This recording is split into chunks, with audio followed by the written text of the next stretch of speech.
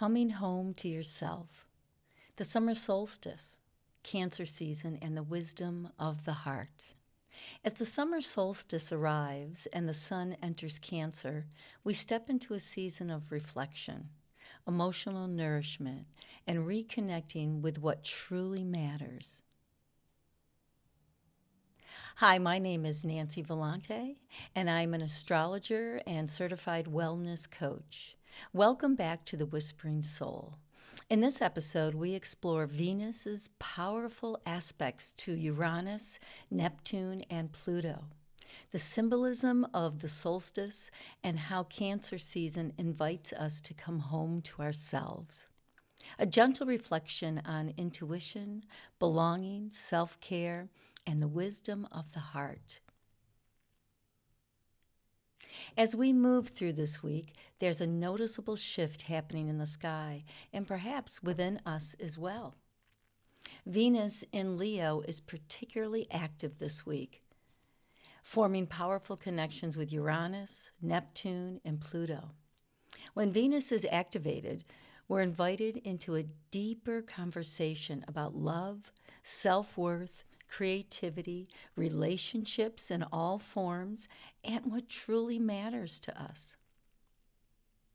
This week, Venus forms a harmonious connection with Uranus in Gemini. This energy can bring unexpected conversations, which can be exciting, surprising insights, and opportunities we see ourselves and our relationships from. A new perspective. Sometimes growth arrives through a chance encounter, a meaningful conversation, or a realization that changes everything. And sometimes this can be unstabilizing because that's Uranus's kind of energy. But if we stay in our heart this week, we have the opportunity to manage those surprises, those unexpected circumstances or opportunities. At the same time, Venus is dancing with Neptune, opening the doorway to intuition, imagination, compassion, and inspiration in a way that feels very divine. It's big and it's open. It's in the waters of the spiritual realm. But Neptune, don't forget, is in Aries, so it does embody this. That's what's so beautiful, too. It's fire. This is a beautiful energy for creativity, for healing, and for listening to the quieter voice within. Even though Aries is not so quiet, Neptune will bring you in first, and especially with Venus and Leo, Leo and Aries. So, to be clear, Venus and Leo. Leo is fire. Neptune in Aries. Aries is fire. So bringing those two together, what a spark.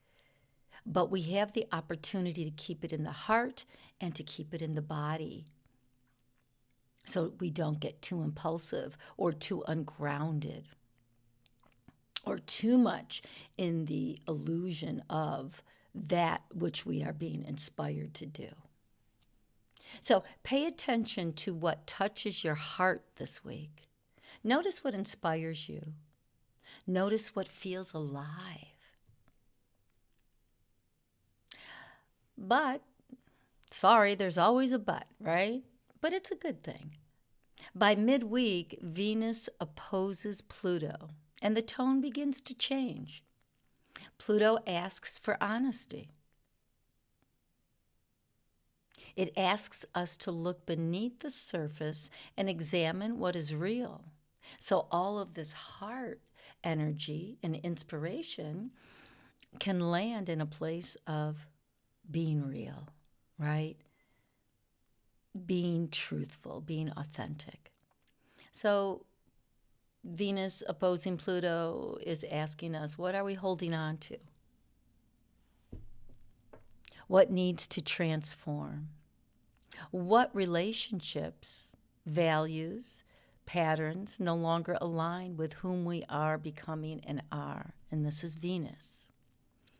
The heart is opening, Leo, but it's also being asked to tell the truth, Pluto, because without the truth, where are we at, really?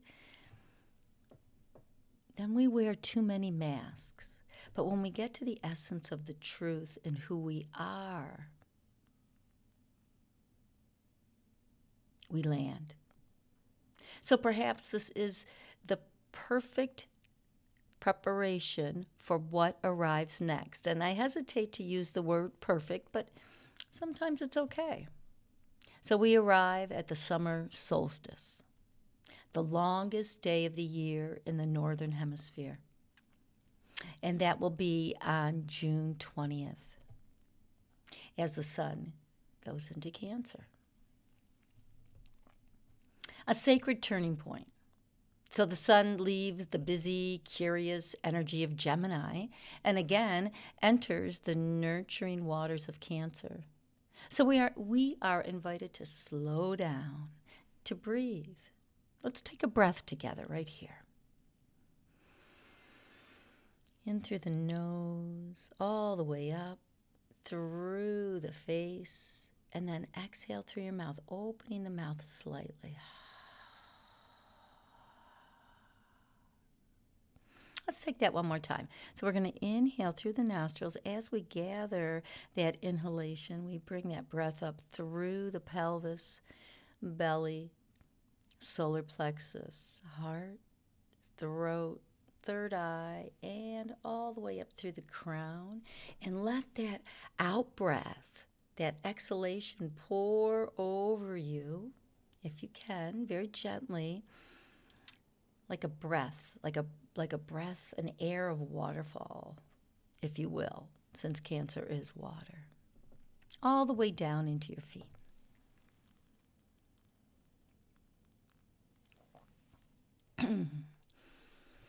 So with that, feeling your feet, we're asked to feel.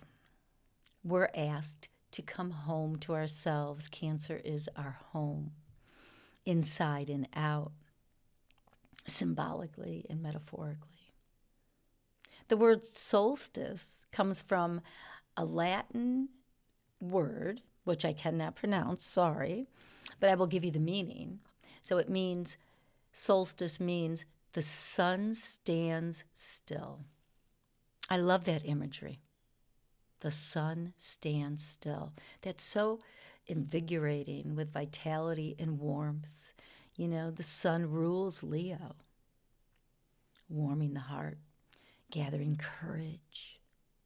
So the sun appears to pause before beginning its gradual return toward darkness as the longest day of the year. It's that pause.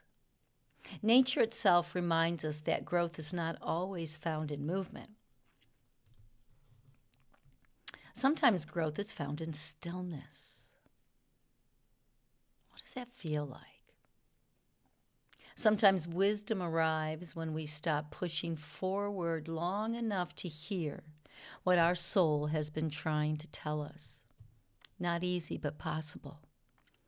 And a process.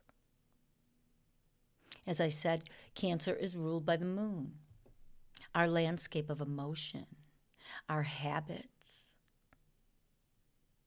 our upbringing. The moon governs all of our emotions, our intuition, our inner world, and the cycles that shape our lives. I wanted to get that more succinct for you. As the sun enters Cancer, we are invited to pay attention to those inner tides. What are you feeling? What needs your care? What part of yourself has been asking for more attention, more compassion, more nurturing? Cancer teaches us that strength is not found in constant productivity. Strength is found in connection. Connection to ourselves, connection to those we love, connection to the places, people, and practices that make us feel safe enough to be fully ourselves. And safe here is a very important feeling, experience, embodiment with this solstice in Cancer. The solstice asks us to reflect on what home truly means. For some, home is a place. For others, it's a relationship, a community, a spiritual connection, a sense of belonging within one's whole body. All of those, at certain times of our life, play very importantly into our evolution and growth. Perhaps the deeper invitation this season is to discover that home is not something outside of us. It is something we cultivate within. As we reach the midpoint of this year, the solstice, take a moment to pause and reflect. What has grown in your life since January of 2026? What challenges have shaped you? What strengths have emerged? What are you ready to nurture during the second half of the year? Now, Cancer and Capricorn, Cancer's water, Capricorn is earth, sit across from one another in the zodiac. So these are called polarity points. And every sign has a polarity point to create balance, to create reflection, to create adjusting. So these polarities remind us of an important truth, particularly Cancer and Capricorn, which we're talking about. And that truth is tending to the roots of Cancer. Where are your roots of home, lineage? Capricorn teaches us to build the mountain so we can walk up, do the work, and then get to the top and see the vision. Neither exists without the other. And that's what's so beautiful about astrology. That's why I love astrology, that push and pull of balance, reflection with the inner life of growth and the outer life of vision, relationship, manifestation, if you will. The healthiest ambitions are often rooted in emotional well-being. I've experienced that, right? It's really hard to feel grounded and rooted when your emotions are a little chaotic and all over the place. And we need to feel that, right? In order to understand what it's like to bring them back, like putting a puzzle together. So emotions aren't going to stand still. You can come to stillness, but they don't stand still if you reflect on that for a moment. Because they have to be moving in order to release, in order to change, in order to become almost like an amoeba, right? They're constantly moving, but it's up to us to find where the stillness is. Okay, I just got that. To find where the stillness is so you can be there for a moment and pause or to pause. So the healthiest emotional lives are supported by purpose and structure. Purpose, I believe, would be Cancer. Structure is Capricorn, those polarity points, that polarity point. So this season asks us to honor both. To care for ourselves while continuing to grow. To soften without losing direction. I mean, we will lose direction, but we have to get lost in order to find the path. It's like driving. That's why we have a map. The birth chart for me and how I use it to help people and to build community is a map. Sometimes you get lost, and then you find your way back on the path, the direction that you want to go. So, to listen without abandoning action. As we move through Cancer season, consider creating simple rituals that support your emotional well-being. They can be so simple. spending time near water. Journal your reflections. Sometimes that's not so easy for folks, and that's okay. Then you go to spending time near water or preparing nourishing meals. Cancer loves to cook, loves good meals and to eat. Love that. Gather with people who feel like home and really feel like home. So you have to go in and check that out. Check your barometer. What does this feel like? Refresh your living space. Change something in there. Bring a bouquet of flowers in. Rest when your body asks for rest. Sometimes that's not so easy. For me, that's not so easy. I'm an Aquarian. I have Cancer. I don't have Cancer. I have Sagittarius rising, Libra moon. So I like to be always on the move. So I really have to work on resting my body. And most importantly, give yourself permission to feel. This is the most important thing during Cancer season, is to feel. Cancer loves to feel. That's how she knows how to land on the earth. And I've said this before as I talked about Cancer. I think it was the last podcast. Jupiter and Cancer. Yeah. Cancer is very powerful. To me, Cancer is very grounding. When the ocean meets the shore, when water meets earth. Those are water and emotion. Those are modalities, elements of feeling. Also practicality, but feeling, water, practicality, earth. Emotions are not, and that's, let me just interject there for a second on myself. And that's Capricorn and Cancer, this this polarity point this axis point that we're experiencing during the solstice. Emotions are not obstacles to overcome, although they feel like it sometimes, right? They are messengers, and I love that. I have to work on that too, really thinking that. I love that. Obstacles to overcome. When I was meditating and got that, I was like, whoa, okay, never thought about it like that. But they are messengers because they travel along our nervous system, right? They travel along the points of thought, feeling, and embodying. So when we listen with compassion instead of judgment, that's hard. We all do it. It's just about being conscious of it and mindful. They often reveal exactly what we need to know. I know, that's hard to say, oh my God, what is she saying? But I think there's truth in that if we pause.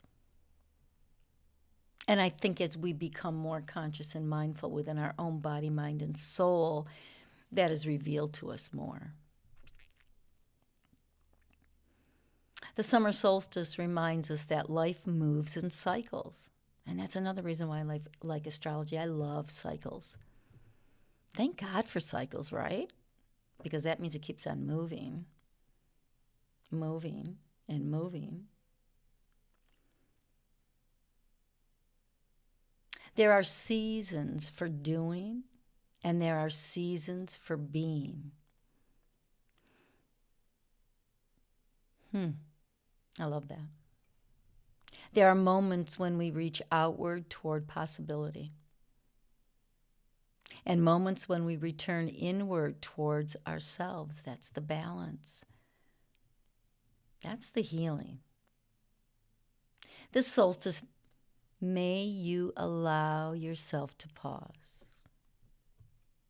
May you honor how far you've come. May you trust what is unfolding. And may you remember that sometimes the greatest growth begins not by becoming someone new, but by coming home to who you always have been.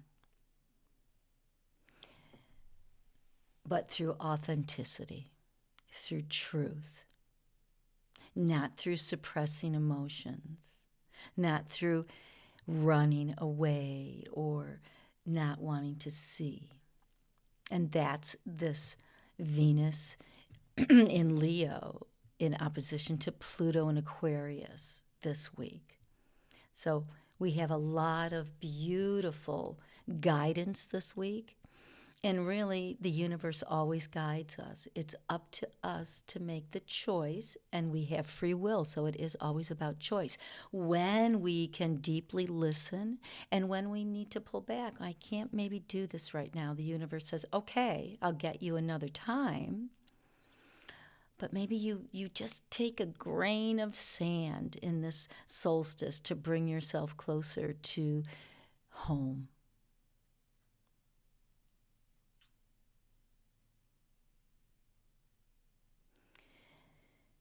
So, with that said, I had to pause for a moment. Let's take another breath together. Let's inhale through our nose all the way up through the feet, the legs, the pelvis, the belly, the solar plexus, heart, throat, third eye, and all the way up through the crown. And as you feel a little bit of expansion away from the top of your head, let that out breath just fall over you, bringing you to a place of your experience of stillness, your experience of home, your experience of pause. Thank you for joining me today. Until next time, take gentle care of yourself and trust the wisdom of your heart. If you'd like to contact me, my website is thewhisperingsoul.net. Talk to you soon.